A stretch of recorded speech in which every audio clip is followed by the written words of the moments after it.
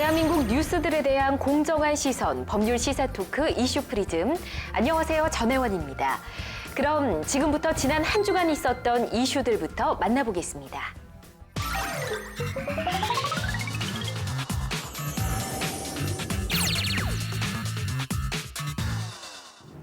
일명 돈봉투 만찬 사건 때문에 특수활동비가 화제가 되고 있는 가운데 문재인 대통령이 청와대의 특수활동비를 절감하겠다고 발표했습니다.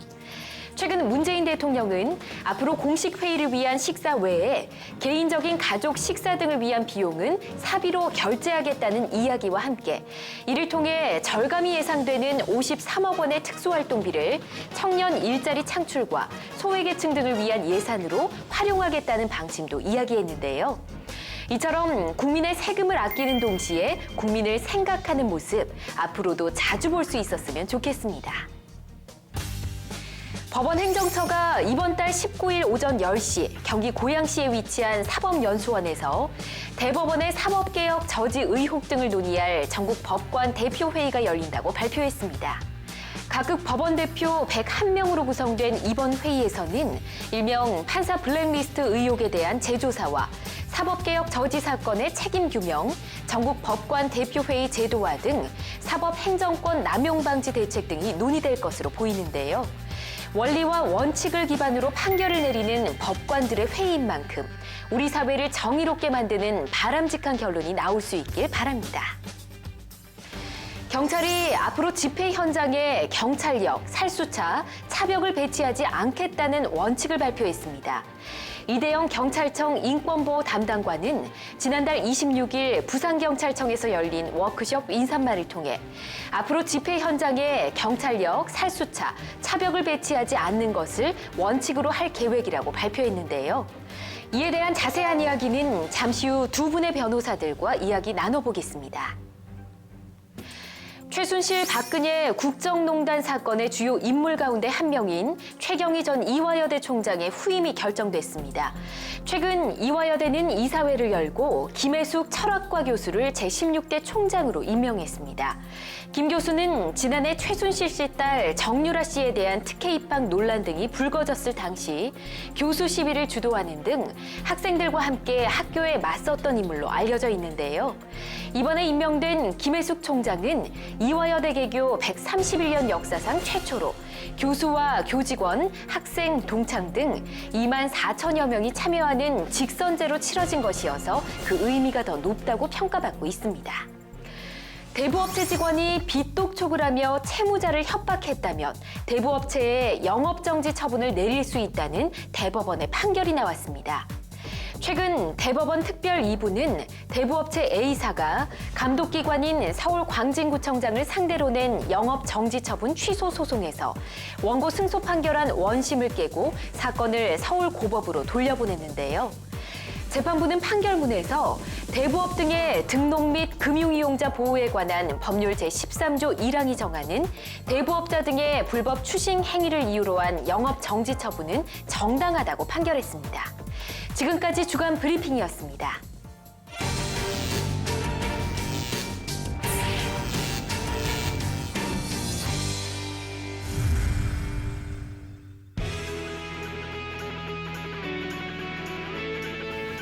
네, 변호사 두 분과 함께 대한민국의 이슈를 쫓아가 봅니다. 변호사 추격대, 오늘도 두 분의 변호사 모셨습니다. 안녕하십니까? 네, 반갑습니다. 안녕하세요. 예, 먼저 소개부터 부탁드릴게요. 네, 안녕하세요. 저는 곽지영 변호사라고 합니다.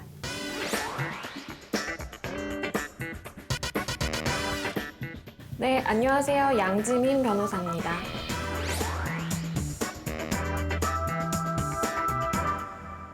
네, 오늘 또 두 분의 변호사를 모셨는데 저를 포함해서 우리 세 명이 모두 여자입니다. 그러네요. 뭔가 스튜디오가 더 화사해졌다는 느낌이 드는데 저만 생각하는 건 아니겠죠? 그런 거겠죠? 네. 예, 이런 화기애애한 분위기를 좀 모아서 오늘도 좀 딱 부러지게 이슈 분석해 주시길 부탁드리겠습니다. 네, 잘하겠습니다. 알겠습니다. 자, 먼저 주간 브리핑에서 살펴봤던 뉴스들 먼저 좀 짚어보도록 할게요. 경찰이 앞으로 집회 현장에서 이 경찰력 살수차 차벽을 배치하지 않겠다라는 원칙을 발표했는데 어떤 배경이 있는 건지 좀 궁금하네요. 아무래도 그 경찰 측에서는 계속해서 이제 얘기를 했던 게 네. 국민과 우리는 시민들의 안전을 보장하기 위해서 사실 어쩔 수 없는 거였다라고 얘기를 했었어요. 근데 사실 조금만 더 생각을 해보자면 정말 국민들의 안전을 위해서는 이런 경찰력이나 살수차나 차벽에 있어서 어느 정도의 제한이 필요한 거 아닌가라는 좀 생각까지 이르게 된 것 같아요. 네. 사실 이런 발표가 있기 하루 전에 조국 민정수석이 그 발표를 하나 했었어요. 그쵸. 그게 이제 국가인권위원회 위상 제고 방안 관련한 문재인 대통령의 지시사항이었거든요. 네. 사실 그거랑도 연관이 좀 있는 것 같아요.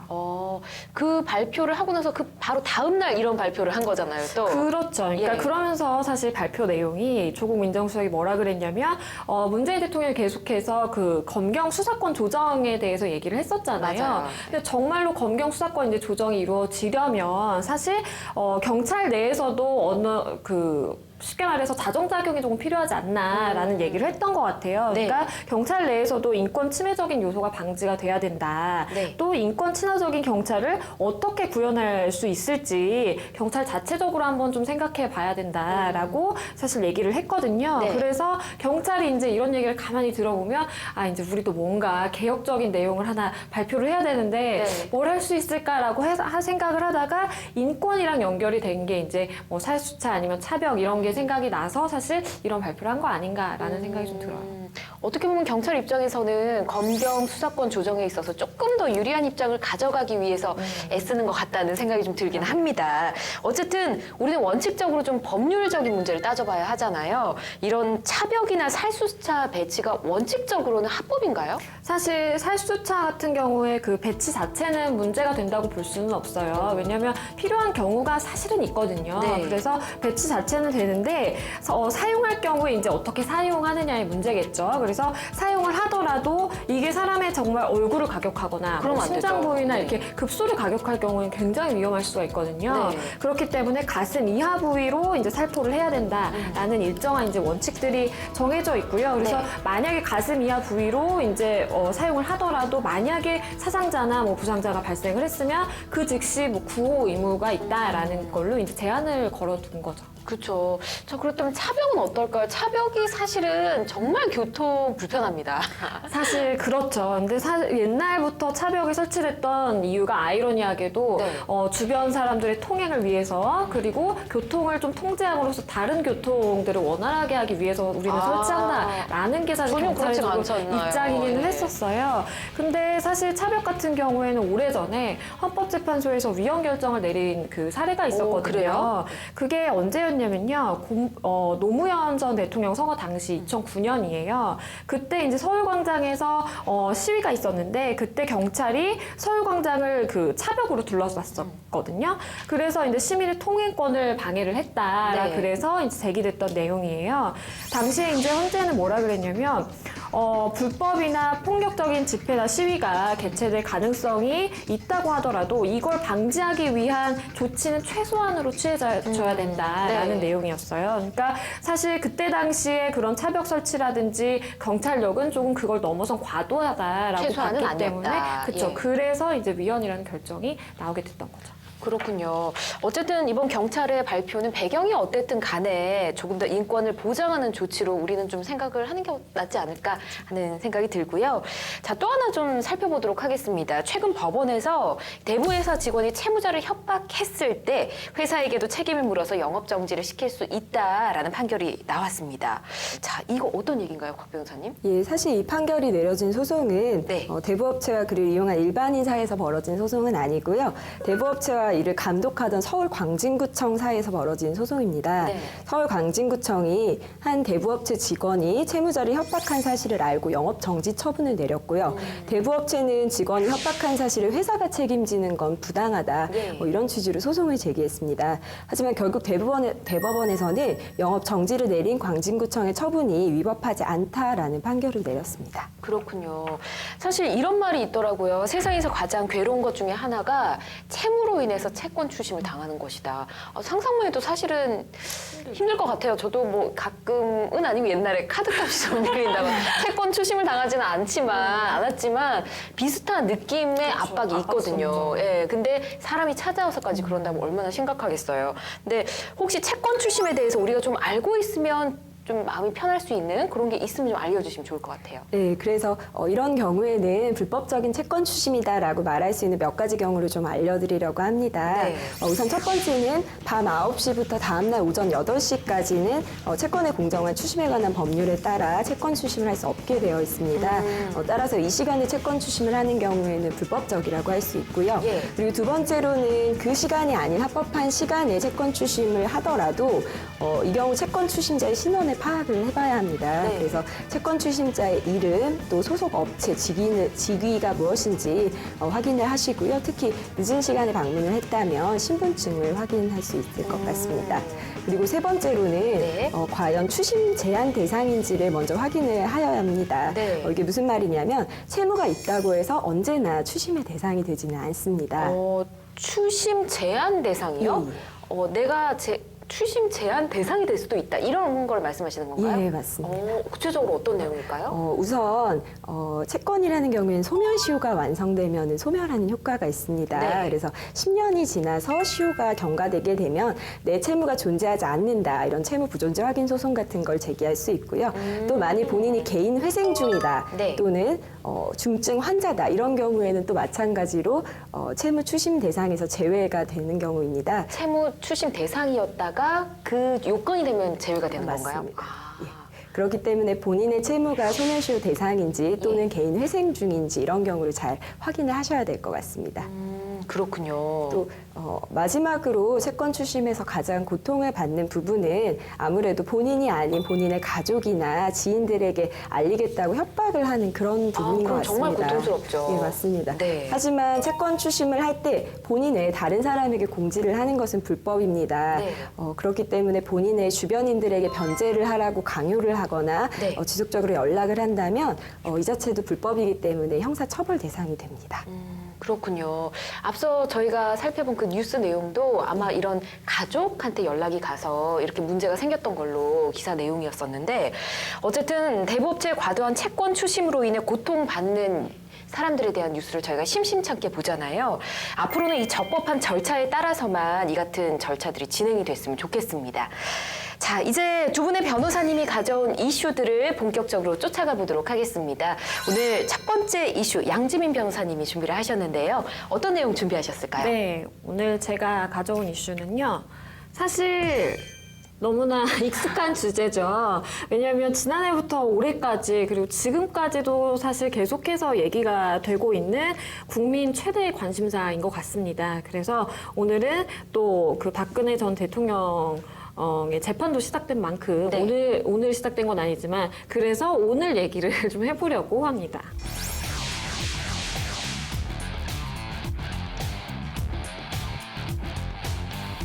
네, 지난 5월 23일이었죠. 국정농단에 대한 재판이 시작된 이후 드디어 최순실 씨와 박근혜 전 대통령이 재판장에서 만난 걸 저희도 뉴스로 함께 확인을 했습니다. 국민적 관심이 굉장히 높았잖아요. 그렇죠. 사실 저 역시도 관심이 굉장히 높았어요. 왜냐하면 전직 대통령이 뭐 그전에도 물론 그 뭐 전 대통령이라든지 노태우 대통령이 그치. 있기는 했지만 네. 그래도 그 가까운 네. 얼마 전에 이제 바로 대통령이었던 맞아요. 분이 그렇게 이제 재판을 받는 모습을 볼 거라고 하니까 사실 좀 기대 반 그리고 걱정 반 이게 되더라고요. 네. 그래서 생중계까지 됐죠. 맞아요. 사실 그래서 많은 국민들이 TV로 통해서 보지 않았을까 싶습니다. 네, 생중계도 된 만큼 굉장히 관심이 높았기 때문에 근데 또 이에 대한 방청권도 엄청난 이슈가 됐었잖아요. 그렇죠. 예. 사실 그 최순실 씨 재판 경우에도 예. 방청권의 그 경쟁률이 굉장히 높았어요. 그때 2.6대 1이었거든요. 그래서 네.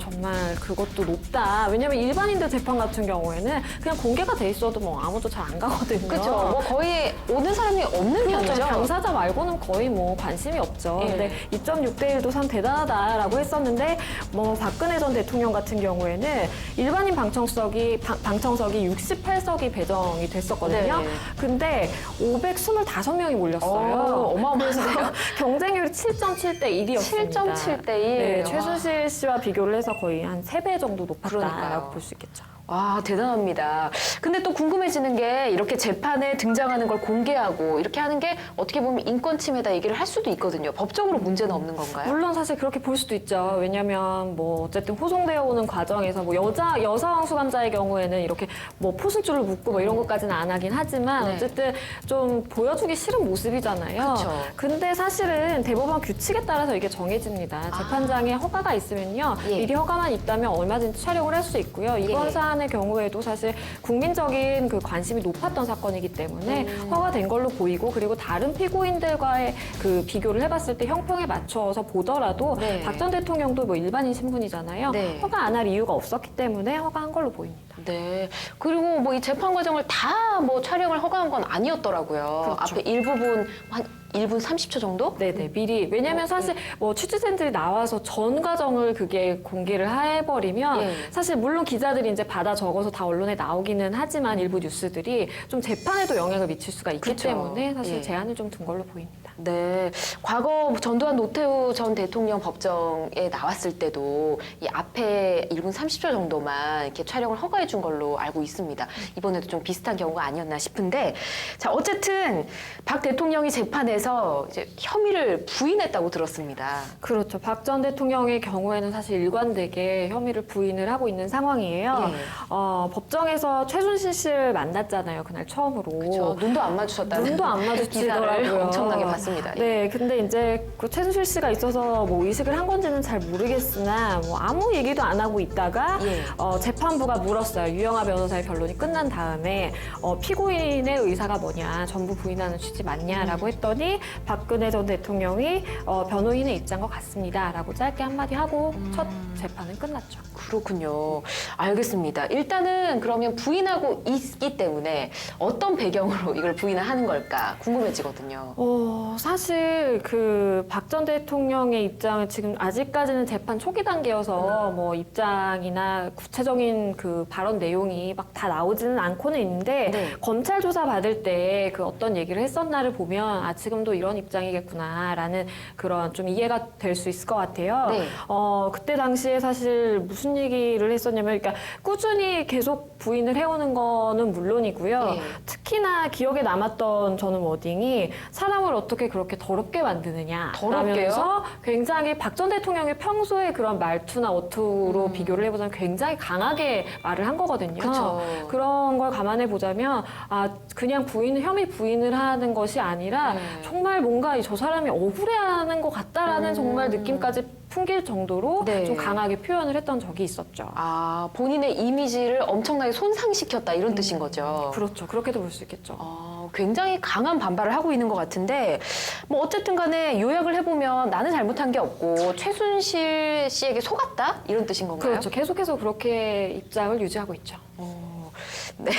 그렇다고 하기에는 박근혜 대통령에 있는 혐의가 너무 많은 게 아닌가 싶은데 제가 기사로 봤을 때는 한 18가지 정도 되더라고요. 그렇죠. 18가지 정도 혐의를 받고 있고 그렇기 때문에 사실 이게 그 구속 만료 기간 안에 끝날 수 있는 재판이냐라는 얘기가 굉장히 네. 많아요. 너무 짧아요, 기간이. 그렇죠. 왜냐하면 혐의 18개를 조금 설명을 해드리면 네. 그냥 단순한 또 혐의도 아닙니다. 뇌물죄, 직권남용, 공무상 비밀누설 정도로 이제 크게 세 가지로 나눠볼 일단 수가 크게 나누는 있겠는데요. 거죠. 네. 그 안에 이제 여러 가지가 세분화돼 있긴 하죠. 근데 조금만 더 세분화를 시켜서 본다면 일단은 기업 출연금을 강제 모금한 혐의가 있습니다. 네. 다들 아시다시피 미르 재단이나 K스포츠 재단에 네. 700억이 넘는 돈을 이제 강제 모금했잖아요. 그쵸. 그런 이제 혐의가 있는 거고요. 그리고 개별 기업을 상대로 한 직권남용과 강요가 있는데 이거는 그 현대자동차 KD 코퍼레이션 얘기예요. 예. 최순실 씨의 딸 정유라 씨의 친구의 아빠가 운영하고 있는 회사를 친구의 아빠. 그렇죠. 네. 그 회사를 이제 뭐 현대자동차에 추천을 해서 그 계약을 시켰다라는 네. 혐의인 거고요. 그리고 이제 정호성 비서관과 관련된 공무상 비밀 누설이 있습니다. 뭐 네. 최순실 씨한테 연설문을 계속해서 보낸 네, 그런 행위 엄청나게 같은 문제가 됐었죠. 그렇죠. 예. 그런 연설문 그 누출 관련 건이고요. 예. 그리고 이제 롯데그룹 관련 제3자 뇌물 수수, 그리고 SK그룹 관련 제3자 뇌물 요구, 네. 그리고 삼성그룹 관련한 이제 뇌물 수수가 있는데 이건 말 관련된 그렇죠. 승마 얘기죠. 관련해서. 그렇죠. 예. 그래서 이 금액만 해도 뭐 400억 원이 넘어가니까 엄청난 거죠, 사실. 그러니까요. 예. 그리고 또 끝이 없죠. 블랙리스트 관련된 직권남용과 강요가 있습니다. 예. 뭐 이것 때문에 사실 조윤선 전 장관 같은 경우에도 구속이 그렇죠. 될 정도로 굉장히 그렇죠. 큰 타격이 있었던 그런 사건이고요. 그리고 하나은행 임직원 인사 개입까지 있어요. 그래서 사실 이게 너무나 광범위하고 예. 죄명도 많고 뭐 그렇지만 일단은 다 부인하고 있습니다. 네. 너무 많습니다. 일단 한 10가지 정도를 짚어주셨는데 기업과 관련된 것도 있었고 뭐 문화계, 예술계와 관련된 것도 있었고 세부 사항까지 다 합하면 이제 18가지 혐의가 된다. 이런 내용입니다. 자, 이렇게 재판이 일단 시작이 됐는데 법리적 싸움에서 누가 이기느냐 이게 굉장히 중요한 거잖아요. 검찰의 주요 논리가 어떤지 이거부터 좀 살펴볼까요? 가장 중요한 것은 사실 박근혜 전 대통령을 탄핵까지 이르게 한 거는 헌법적 가치를 훼손했다라는 거, 블랙리스트 관련된 것도 아마 주요하게 한 축이 될 거고요. 예. 그리고 더불어서 이제 형사재판으로 보자면 형량이 가장 크게 나올 수 있는 뇌물죄라고 볼 수가 있겠죠. 그래서 아무래도 검찰에서는 좀 뇌물죄에 주력을 해서 지금 변론을 준비하고 있는 걸로 보이고, 왜냐하면 그럴 수밖에 없는 게 사실 만약에 박근혜 전 대통령의 뇌물죄가 인정이 안 되게 되면 그거랑 관련된 SK라든지 롯데, 뭐 삼성 다 관련자가 관련돼서 그 영향을 미칠 수밖에 없는 거죠. 왜냐하면 뇌물을 받은 사람이 무죄라고 한다면 사실상 논리로 봤을 때는 준 사람도 그럼 무죄여야 되잖아요. 그렇기 때문에 뇌물죄에 아무래도 초점을 맞출 수밖에 없겠죠. 좀 뇌물죄가 형량이 가장 높기 때문에 여기에 초점을 좀 맞춘다 이렇게라고 얘기를 하셨잖아요. 이 외에도 뭐 여기 뇌물죄에 주목을 하는 이유가 또 있을까요? 아무래도 사실 뭐 말씀드린 것처럼 이게 무기나 10년 이상까지 나올 수 있는 죄기 때문에 아무래도 초점이 맞춰지는 거고요. 그리고 아까 말씀드린 것처럼 다른 이제 피고인들, 뭐 신동엽 회장도 지금 뭐 같이 재판을 받고 있고 뭐 이렇지만 관련자들이 많은 거죠. 관련자들이 연결이 돼 있는데 이제 사실 생각해 보면 그렇잖아요. 이재용 전 부회장이 지금 구속까지 돼 있습니다. 구속까지 돼 있는데 이게 무죄가 나온다고 생각을 해버리면 한 나라의 정말 굴지의 대기업의 부회장을 구속을 시켜놓고 결국은 이게 무죄였단 말이야? 라는 반발이 엄청나게 일어날 수가 있겠죠. 그렇기 때문에 검찰도 굉장히 논리를 촘촘히 세워야 될 거예요. 어쨌든 많은 대기업들과 연관이 돼 있는 그 범죄 혐의도 일단은 뇌물죄가 가장 크다는 그런 말씀이신 것 같습니다. 자, 그렇다면 검찰이 이 죄를 입증해야 되는 게 가장 중요한 거잖아요. 입증하기 위한 뭐 증거들이 있을 것 같은데 뭐 필살기 있나요? 필살기라고 볼 수 있는 거가 안종범 전 수석의 그 56건에 달하는 수첩이 될 수 있을 거예요. 사실 이 수첩 유명하죠. 그렇죠. 이게 스모킹건이 돼서 많은 이제 피고인들이 구속이 됐다라고도 사실 보고 있거든요. 왜냐하면 이게 말씀드린 것처럼 56건, 56건이기 때문에 양이 엄청날 거 아니에요. 몇 년간의 기록인 거죠. 그렇죠. 그리고 들어있는 내용도 어마어마하겠죠. 그렇군요. 이 수첩 내용을 살펴보면 뭐 대화 내용도 빼곡히 적혀 있고 그리고 뭐 지시사항, 대통령이 이러이러한 걸 지시했다. 이런 것도 다 기록을 해놨다고 하더라고요. 그렇죠. 지금 일부 언론에서는 그 일부 내용이 공개가 되기도 했어요, 사실. 그래서 이런 내용이 적혀 있어서 뭐 구속이 됐다라느니 뭐 이런 얘기들은 많은데 아무래도 검찰에서 다 내용을 공개하진 않았을 거고 정말 핵심이 될 수 있는 내용들이 일부 있지 않을까, 우리가 모르고 있는 그런 내용들이 있어서 결국에 결국에는 그게 핵심 증거가 돼서 박 전 대통령에게도 유죄가 인정될 가능성이 조금 높아지지 않을까라고 보는 게 네. 뭐 검찰의 논리이자 바람일 거고요. 사실 그도 그럴 것이 다들 아시다시피 박 전 대통령의 경우에는 그 수첩에 무조건 다 적게 했다 그러잖아요. 네. 뭐 회의를 할 본인도 때. 수첩을 그렇죠. 좋아했고. 그렇기 때문에 안종범 전 수석의 수첩이 그만큼 이제 신빙성이 높다고 볼 수 있는 그런 증거로서 가치도 있다고 볼 수 있겠고요. 네. 그리고 박 전 대통령이 한 얘기 하나하나까지도 다 적혀 있기 때문에 아무래도 많은 내용이 들어있을 것 같아요. 네, 또 이 수첩이 지난 앞서 특검 때도 주요 피의자들을 구속하는 데 아주 큰 역할을 했었잖아요. 그래서 말씀하신 것처럼 아직 어떻게 보면 까놓지 않은 내용들이 굉장히 많기 때문에 이번 박근혜 전 대통령을 또 이렇게 재판을 하는 과정에서도 큰 역할을 하지 않을까 싶습니다. 자, 그럼 이에 맞서서 모든 혐의를 부인하고 있는 박근혜 전 대통령 측에서는 어떤 입장을 내놓고 있을지 궁금해지는데요, 곽 변호사님? 기본적으로 박 전 대통령은 아까 서두에서 얘기한 것처럼 본인은 최순실에게 속았을 뿐이다. 예. 본인은 비리나 범죄를 저지르지 않았다. 또한 이를 저지를 동기도 전혀 없다. 이런 식으로 모든 혐의를 부인하고 있습니다.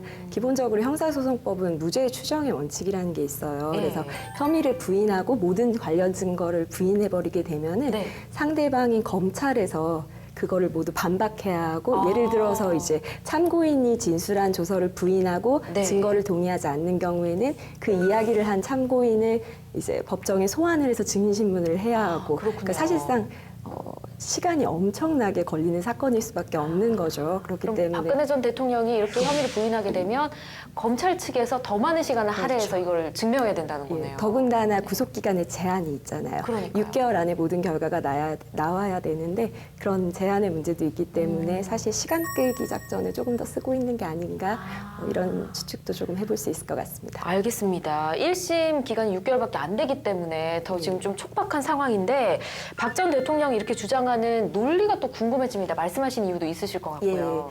기본적으로 최순실 씨와 알았던 관계는 인정한다 하지만 딱 거기까지로 선을 긋고 있습니다. 네. 왜냐하면 최순실 씨가 또 재단을 통해서 이권을 챙긴 거나 이런 부분에 대해서 몰랐고 이번 사태가 터지고 난 이후에 본인은 인지를 했다 이렇게 네. 이야기를 하고 있고요. 또 언론에서 지금 이제 뇌물 수수 관련해서 이야기하는 재산 공동체에 대해서도 전혀 부인하고 있고 공범도 아니다라는 식으로 이야기를 하고 있습니다.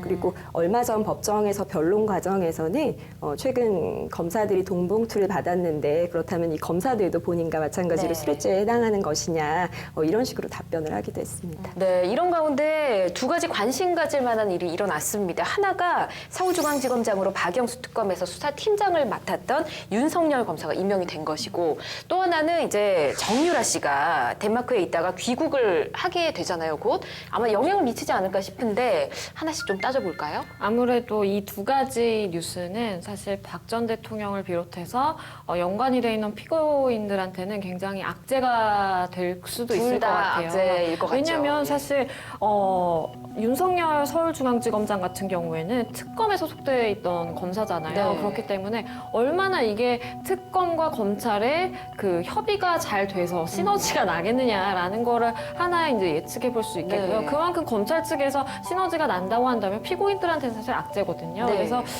굉장한 악재다라고 볼 수가 있겠고 그리고 뭐 정유라 씨 관련된 이슈 역시 아마도 뭐 20일 날 그 송환 결정이 있었으니까 한 달 내에 그게 송환이 이루어져야 되거든요. 네. 그러니까 머지않은 미래에 아무튼 올 거예요. 네. 올 텐데 정유라 씨는 상대적으로 그 나이도 어리고 네. 그리고 최순실 씨의 딸이잖아요. 네. 그렇게 되면 사실 최순실 씨가 정유라 씨로 인해서 심리적으로 많이 무너질 수 있는 가능성도 있고요. 이거는 연쇄적인 도미노입니다. 최순실 씨가 무너지게 되면 그와 관련된 박 전 대통령 뭐 다 사실 그러네요. 영향이 끼칠 수밖에 없거든요. 네. 그래서 아무래도 정유라 씨가 소환되면 정말 제 이막이 오를 수도 있다라고 보는 시각도 있습니다. 그래서 아마 뭐 재수사의 경우에도 최순실 씨의 딸인 정유라 씨가 소환된 이후에나 사실 가능하지 않을까. 네. 그리고 그때 사실 그 개시가 되는 게 효율적이라고도 볼 수 있겠고요.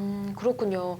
곽 변호사님은 이 두 가지 사안에 대해서 어떻게 보고 계신지 궁금하네요. 기본적으로 저도 양 변호사님이 얘기하신 것과 크게 다르지 않는 것 같습니다. 네. 기본적으로 지금 보도되고 있는 기사 조사나 아니면 법조계 분석을 보면 정유라 씨가 송환되는 것이 재판에 있어서는 럭비공 같은 럭비공? 것이다 이런 표현을 하고 있습니다. 럭비공이 또 어디로 튈지 모른다 이런 의미인 건가요? 예, 맞습니다. 뭐 당연히 구체적으로 그게 어떤 식으로 어떻게 개입을 하고 또 어떤 영향을 줄지는 아무도 예측을 하지 못하겠지만 네. 아까 양 변호사님이 얘기하신 것처럼 어쨌든 혐의를 밝히고 이런 역할을 해야 하는 검찰 측에는 좀 더 유리하지 않나 이렇게 분석하는 것이 대다수입니다. 그렇군요. 앞으로 이 재판이 어떻게 진행될지 참 궁금해집니다.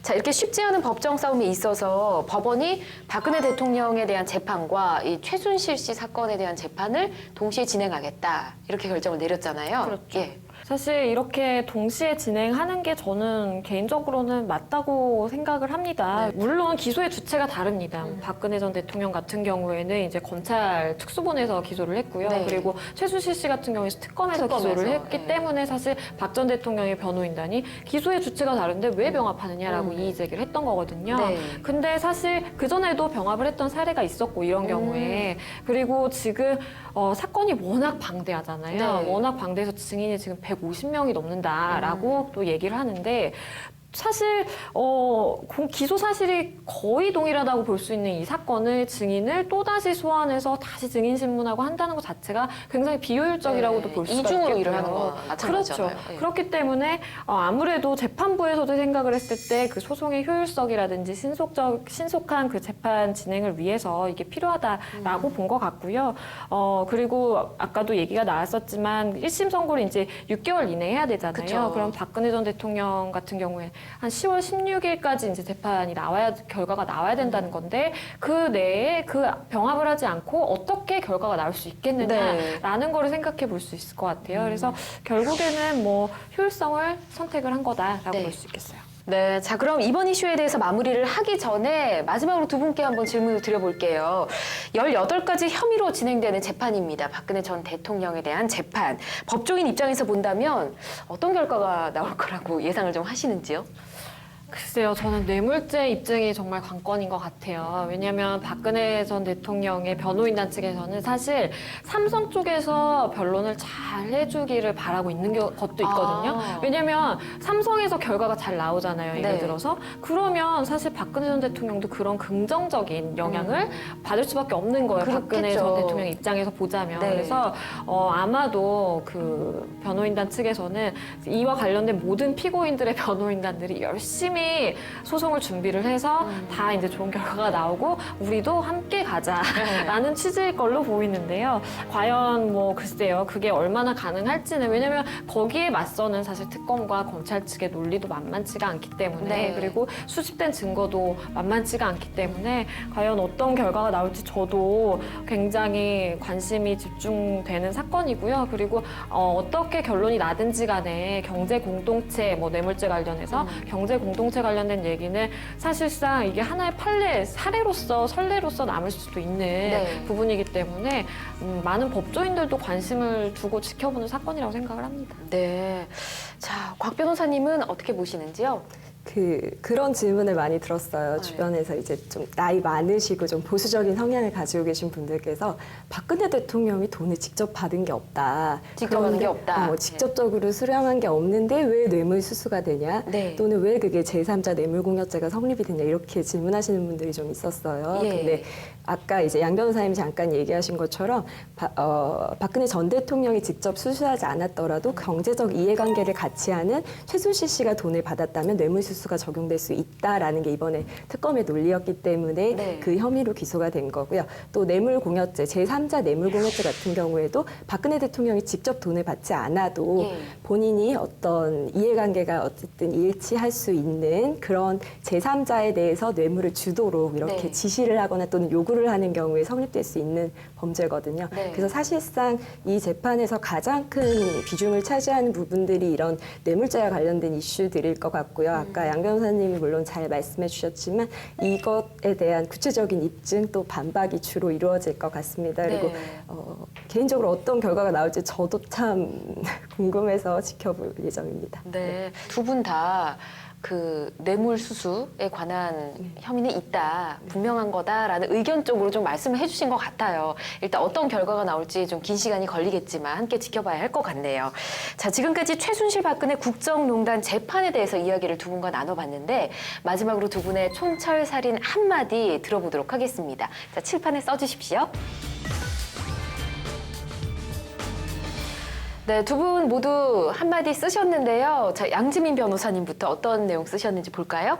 이제 다음 장으로라고 다음 썼습니다. 이 의미가 뭐냐면 이번 사태를 통해서 사실 태극기 집회 측과 뭐 촛불 집회 측 너무 이제 양분화돼서 이제는 정말 우리가 하나가 되어야 된다라고들 얘기를 하잖아요. 네. 그래서 이제 다음 장으로 좀 넘어갔으면 좋겠다라는 바람이 있어서 이렇게 적어봤고요. 실제로 뭐 잘못한 사람들이 잘못한 거에 대한 그 처벌을 받고 책임을 지는 건 맞겠지만 국민의 입장으로서 정말 뭐 전 장관이던 분이 전 대통령이던 분이 전 비서실장이던 분이 저렇게 TV에 나와서 막 수의를 입고 막 호송 차량에 이끌려서 몸을 이끌려서 이렇게 가는 걸 보는 게 사실 굉장히 찹찹하거든요. 그렇죠. 그래서 이제는 빨리 좀 이게 마무리되고 다시는 이런 일 없이 좀 우리나라의 다음 장으로 넘어갔으면 좋겠다라는 생각으로 적어봤습니다. 네. 좋네요. 깔끔한 마음으로 새로운 장을 또 시작해보자. 네. 이런 의미로 좀 말씀을 전해주셨습니다. 자, 이번에는 곽 변호사님 그림을 그리셨네요. 네. 네. 저는 사법 정의의 실현 이렇게 쓰고 그림도 한번 그려봤는데요. 네. 정의의 여신이라고 많이 좀 들어보셨을 거예요. 법원 정의의 여신. 앞에나 아니면 그런 공공기관 앞에 동상이 많이 있는 경우가 많은데 보면 아시겠지만 이렇게 눈은 이렇게 보자기나 천 같은 걸로 가리고 있고요. 네. 한 손에는 칼을 또 한 손에는 저울을 이렇게 들고 있어요. 그래서 이 칼 같은 경우에는 권력, 힘을 의미하는 거고요. 네. 저울 같은 경우에는 이제 균형하게 이제 균형 잡힌 판단을 하는 걸 말을 하는 거고 이제 눈을 가리고 있는다는 것은 그 어떤 것에 치우침이 없이 네. 이제 정의롭고 올바른 판단을 하겠다는 뜻을 나타냅니다. 그래서 이번 재판에 참 많은 사람들이 관심을 가지고 있을 것 같아요. 그래서 이 재판이 정말 사법 정의가 실현될 수 있는 그런 재판이 되길 바랍니다. 네. 검과 또 이제 저울 치우치지 말고 또 공정하게 해서 눈을 가린 것 같은데 그림까지 그려주신 변호사님 그러네요. 처음입니다. 좀 더 이해가 쉬우시라. 네. 뭐 이렇게 설명을 해주셔서 더 쉬웠다고 일단은 받아들이도록 하겠습니다. 네. 알겠습니다. 잘 그리셨어요. 다음엔 좀 더 잘 그려보겠습니다. 다음에도 잘 부탁드리도록 네, 하겠습니다. 자, 첫 번째 이슈에 대해서 두 분과 함께 이야기를 나눠봤고요. 두 분 말씀해 주신 대로 정의롭게 사법 정의 또 실현이 돼서 잘 재판이 마무리돼서 좋은 결과를 이끌어내고 말씀하신 대로 다음 장에 새로운 시작을 함께 잘 써갔으면 좋겠습니다. 자, 이렇게 첫 번째 이슈 마무리해봤고요. 두 번째 이슈 넘어가겠습니다.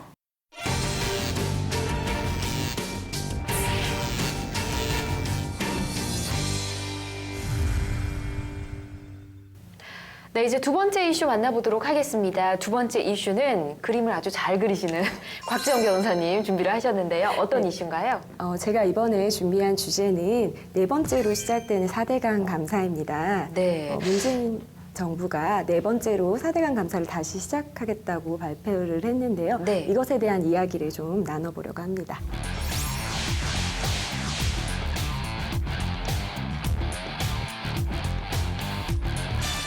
지금 제목에서도 말씀하셨듯이 네 번째입니다. 이미 그러면 세 번을 감사를 했다는 거잖아요. 예, 맞습니다.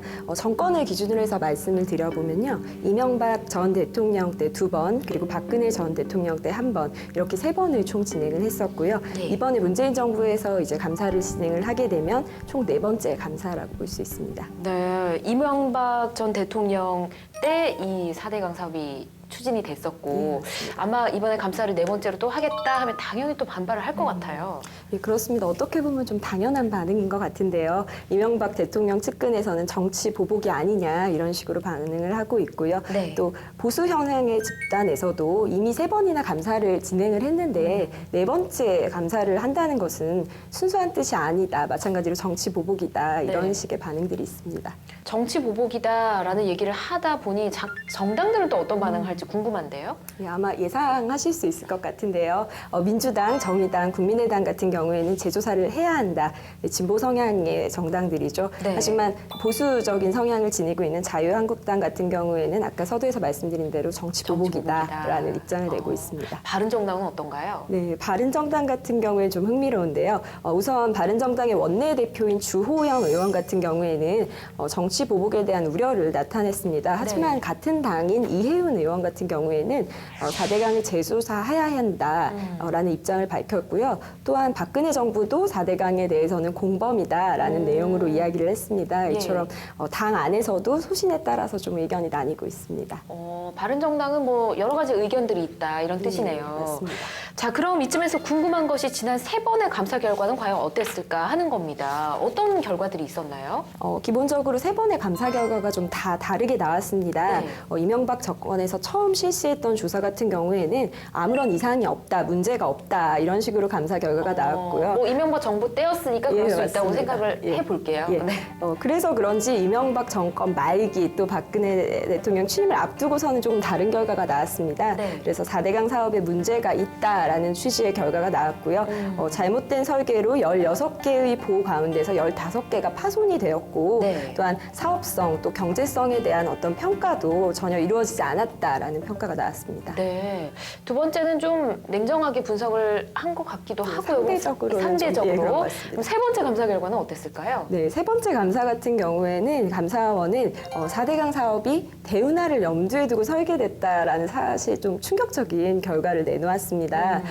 이명박 대통령이 처음에 집권하기 전에 공약으로 내세웠던 게 사실 대운하였고요. 네. 하지만 집권한 이후에는 국민이 반대한다면 대운하를 추진하지 하지 않겠다. 않겠다, 진행하지 않겠다라고 계속 약속을 했었고요. 네. 그리고 4대강을 진행하면서도 그런 의문이 계속 있었어요. 이게 사실은 대운하 아니냐 이랬더니 그쵸. 아니다. 절대 아니다. 이것은 대운하와 관련이 없는 사업이다라고 진행을 했는데 사실 세 번째 감사 결과에서는 4대강 사업이 대운하를 염두에 기본으로. 두고서 네. 진행한 거다라는 결과가 나왔으니까 사실상 국민들 입장에선 좀 충격적일 수밖에 없는 결론이었습니다. 좀 배신감을 느낄 수밖에 없었던 거죠. 더군다나 당시 건설사들에게 어떤 담합의 비밀을 제공했고 4조 1,000억 원 규모의 공사를 일시에 발주해서 건설사들한테 결국에는 나눠 먹기를 유발했다. 이런 식의 감사 결과도 당시 담겨 있었습니다. 그렇군요. 자, 그렇다면 4대강 조사를 하는 데 있어서 문재인 정부가 이번 네 번째 감사잖아요. 앞서 감사와는 좀 다르다라는 차별성은 좀 있어야 될 것 같은데 어떤 부분에 초점을 맞추고 있나요? 예, 청와대의 말에 따르면요. 4대강 사업을 시작할 때 어떤 의사 결정 과정 또한 집행에 대한 것을 좀 더 살펴보겠다고 하였습니다. 네. 정부 내에서 의사 결정 또 집행이 이루어지는데 어떤 균형성 또한 정확성이 어떻게 과연 담보되었는지 이에 대한 것을 좀 살펴보겠다고 강조하였습니다. 그러니까 개인적인 비위라든지 아니면 부당한 행위를 판단하는 게 아니라 이 절차상의 문제를 좀 짚어보겠다 이런 뜻인가요?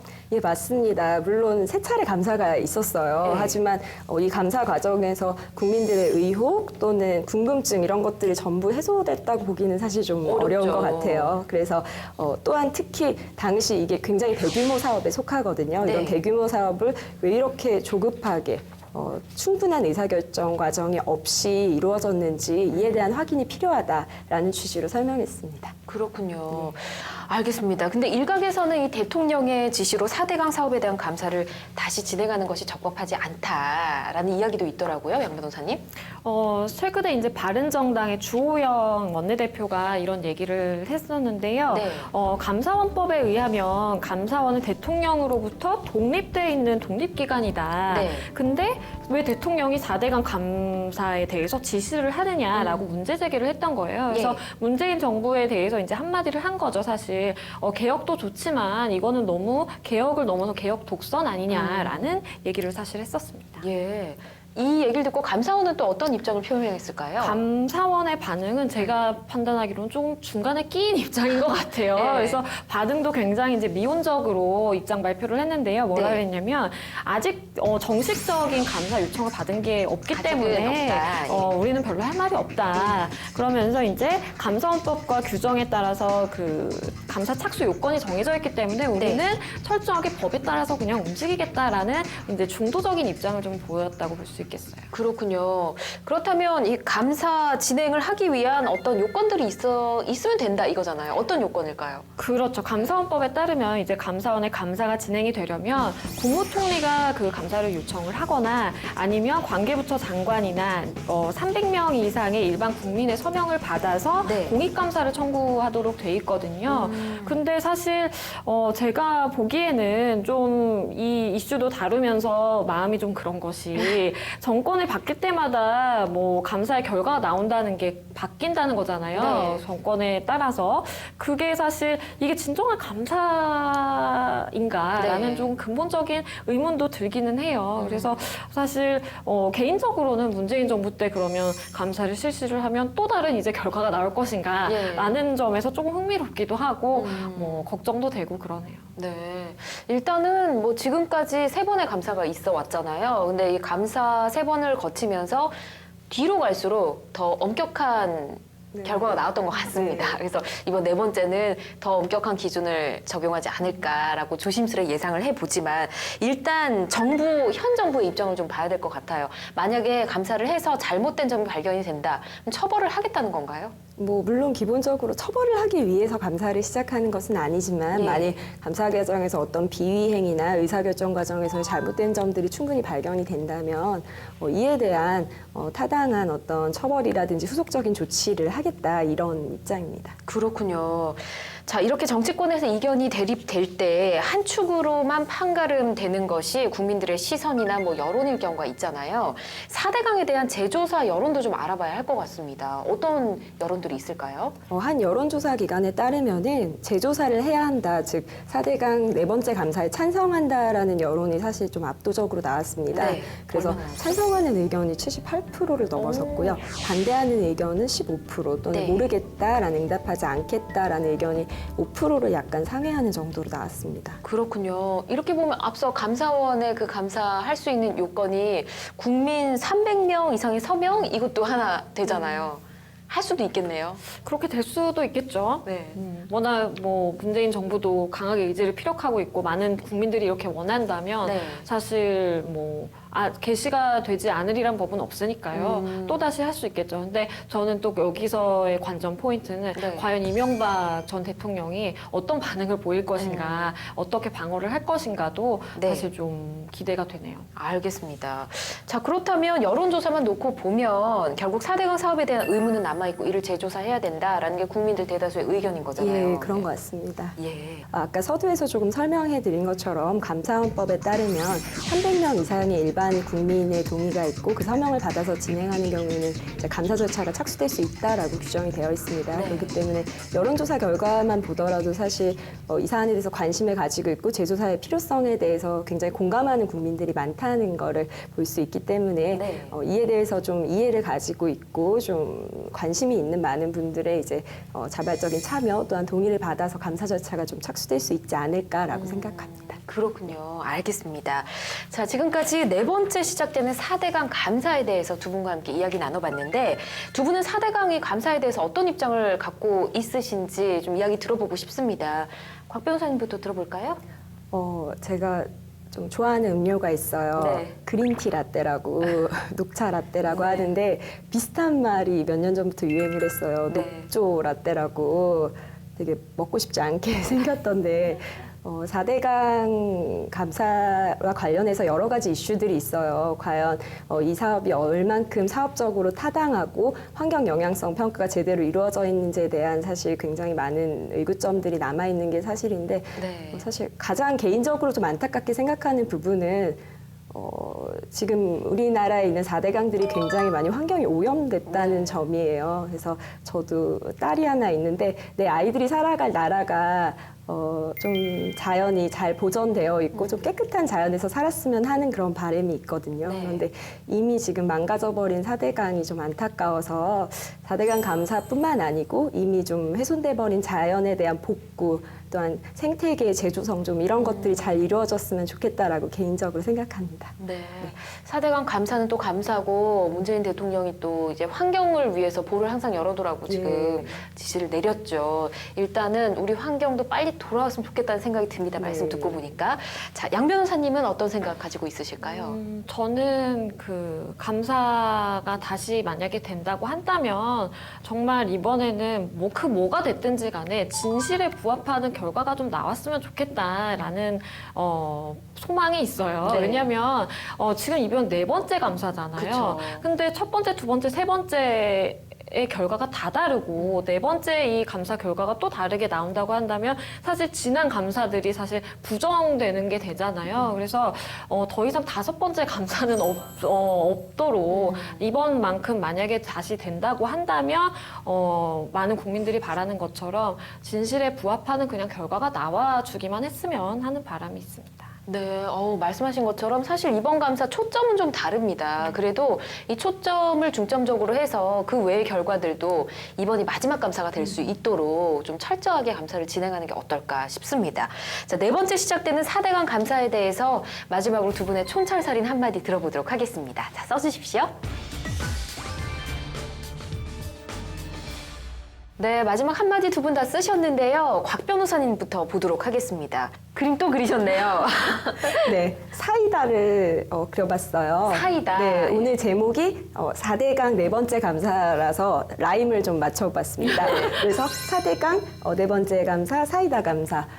이번 대선 기간에도 좀 이슈가 됐던 말이죠. 사이다처럼 좀 시원하고 막힘 없는 국민들이 어쨌든 감사가 3번이나 이 됐고 진행이 됐는데도 불구하고 아직까지 의혹이 있다고 생각이 되고 시원하지 않다라고 여기고 있어요. 만약에 4번째 감사가 진행이 된다면 이번에는 정말 제대로 된 감사가 이루어지고 더 이상 국민들의 책기가 있지 않도록 하는 바람에서 사이다 감사를 써봤습니다. 네, 라임까지 맞추시고 4대강 4번째 감사 사이다 감사.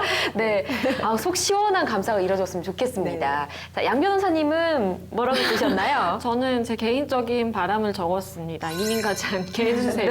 그러니까 4대강 감사와 더불어서 사실 4대강에 정말 뭐 문제가 있다면 환경적으로 그 문제가 좀 빨리 수습이 됐으면 좋겠어요. 왜냐면 제가 요즘같이 사실 환경에 관심을 갖고 살아갔던 적이 없는 것 같아요. 네. 거기에 이제 사실 미세먼지도 한 몫을 했고 그쵸. 그러다 보니까 자연스럽게 이 정말 환경에 대해서 좀 생각을 하게 되는데 농담으로 그러거든요. 정말 미세먼지도 너무 심하고 뭐 4대강부터 해서 녹조라떼 뭐 이런 얘기 나오고 정말 우리 이민 가야 되는 거야? 막 친구들끼리 농담으로 얘기를 하는데 많은 국민들이 농담으로라도 그런 얘기를 안 할 수 있도록 네. 좀 하루빨리 문제들이 좀 수습이 됐으면 좋겠다라는 생각으로 적어봤습니다. 네.